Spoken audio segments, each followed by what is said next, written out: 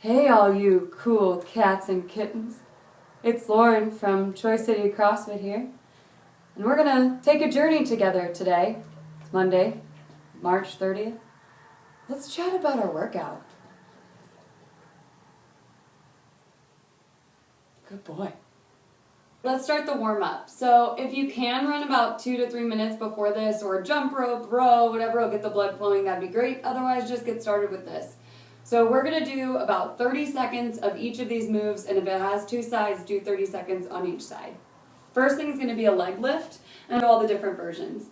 So we're gonna go on a plank position on our side, feet stacked, and I'm just going to lift my leg. So if you need to, you can also go down and lift that way, and if you have trouble with that, you can also go to your knees, curl them back, and lift that way.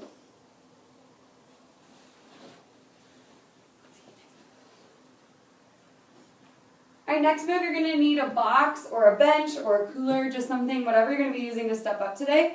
And we're going to do some leg lifts. So you're actually going to step on top of the box, and then I'm going to lift my leg a little bit higher. So I'm working that hip flexor and getting it nice and tight. Ta-da!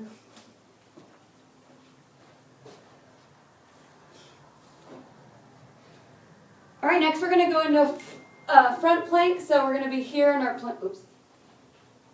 All right, so next we're going to be in plank, and we're going to do some bird dogs. So all that means is I'm going to go a little bit wider, and I'm going to try to reach out with my opposite hand and foot just to get some really good core activation. And if you need to go on all fours to do this, if you can't balance, this is good too. Just make sure you're really reaching. All right, now we're going to mobilize, and you're going to need a sweater for this. We're really just using it as a long rope-like item or band. If you have one of those instead, like one of the green bands or something like that, that works too. But this is for all of our no equipment friends. So you're going to roll that sweater up. We're going to take it to the floor, and the first thing we're going to do is a T-spine and hamstring stretch. So you're going to hook your foot around the sweater. You're going to grab it with the same side hand. You're going to lay all the way back. Let's keep that leg straight. I'm going to lay my other arm out in a T shape and look at it while I let this leg fall to the side. And I'm just going to hang out there for a little bit. When I switch sides, I'm going to hand off those sweater sleeves to my other hand so I can lay this one, out to this side, look at it, and then this one will cross my body like that. Oh, my back pops. Also going to stretch out our chest just a little bit, so using the same sweater, this time you're going to hold it behind your back, like so. Okay, and you can get as close as you want, but you want to start kind of narrow. And then you're just going to lean forward and let your arms fall over the top of your head. So if it doesn't happen like that, just try to go out a little bit wider, so that way you can let them fall. And then work your way in, so that way by the time you're done, they should be almost right next to each other. You should get a good stretch out of that. All right, your workout today is every 4 minutes for a total of 16 minutes. And you're right, that's 4 rounds. You are going to be doing 40 step overs. These should be weighted if possible. And then 20 Renegade Rows.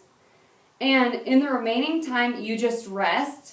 But your score is actually how fast you are at those movements together. So you'll want a clock that is running down each time. So that way, when you get done with the round, you just look at the clock, and then that's your score. And when you get done, you'll add all 4 of those times together. Let's take a look at the moves. So the equipment you need for this workout is a box. And that box could be supplemented with a bench, a cooler, a chair, an ottoman, a couch, just something that can hold your body weight, and you can go over on the other side of it and back over. Then you're going to need a weight of some kind. Preferred would be dumbbells, and then next preferred would be kettlebells, and then you can use a med ball or a plate as well. So let's go over what box step overs look like. In the box step over, you never want to go all the way over the top facing forward. You always want to get on top of the box, turn midway through, and step down off the other side facing the other way. It's better for your knees, and it's safer, especially when you have weight in your hands. So I'm going to come bring you a little closer so you can see the fabulous footwork of a box step over. All right, so when I'm going over a box, my first step needs to be across my body. So if I'm stepping up with this leg, I want to step across the box. Then as I'm coming up, I want that other foot to go behind me, already starting to turn me around. Then I can either re-step this foot and then step down, or across, behind, down. Right? So I'm going across, behind, down. One more time. Across, behind, down. And one thing you'll notice is I'm not opening my hips all the way. So you can be nice and low the whole time to make it faster. Now, how do you put the weights in your hands? When you have dumbbells, you would just hold them to your sides like this, and up and over. If you only have one, it's best that you hold it behind your head like this, or just out in front of you. Then if you're holding a med ball, it's best nested on your shoulder.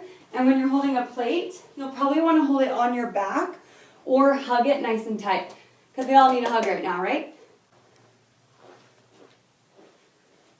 All right, so for those Renegade Rows, a Renegade Row is just holding a plank, and then you are pulling a weight up behind you. For all of my people that don't have dumbbells or kettlebells, you're going to do a bent over row standing, just because it's a lot easier to get a full range of motion on it. So in a Renegade Row, feet are a little bit wider. I'm going to pull that weight all the way back until it touches my delt, and right back down. And on these, each side is considered one. So 1, 2, 3, 4. Say all you have is a plate, that's fine. You're going to put your fingers through here to hold on to it nice and tight. I'm going to go down into a deadlift position with a nice neutral spine, and then I'm going to pull up on it just like I was doing with the ones on the ground. And this is still 1 for 1, so every time I lift it, it's 1, and you're doing 20 total. All right, same goes for the kettlebell. I only have a very heavy kettlebell, so I don't know if I can row it, but I'm about to try. Oh, this isn't going to go well. So same thing, nice deadlift position. And then you roll it like this. Ugh. Hopefully you have a lighter kettlebell.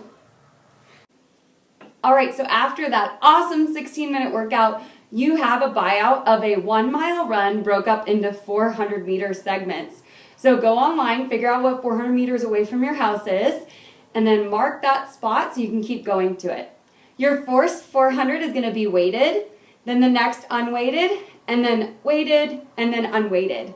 Now the weight could be a sandbag like I have here, or it can be any of the weights you used in the workout, but you can get creative with it and use kitty litter bags, kegs, children, dogs, whatever you need to do to make sure that at least 2 of those 400 meters are weighted, and you alternate between unweighted and weighted.